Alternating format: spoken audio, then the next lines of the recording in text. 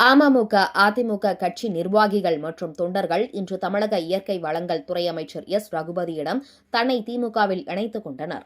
புதுக்கோட்டை மாவட்டம் திருமயம் சட்டமன்ற தொகுதிக்குட்பட்ட பல்வேறு இடங்களில் இன்று பொதுமக்கள் பயன்பெறும் வகையில் அரசு பகுதி நேர அங்கன்வாடி மையம், புதிய சாலை அமைத்தல் என பல்வேறு பணிகள் நடைபெற்றது.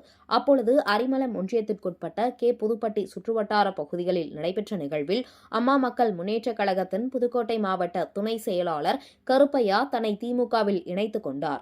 இதேபோல் புதுப்பட்டி காரமங்கலம் கொங்கன் தெரு திமுக கிளைக்கழக செயலாளர் டி.சி. கணபதி தலைமையில் அதிமுகவில் இருந்து உறுப்பினர்கள் 6 பேர் தன்னை திமுகவில் இணைத்துக் கொண்டனர். இந்த நிகழ்வில் அரிமளம் ஒன்றிய கழக செயலாளர்கள் பொன் ராமலிங்கம், இளையராஜா மற்றும் அனைத்து திமுக கழக நிர்வாகிகள் கலந்து கொண்டனர்.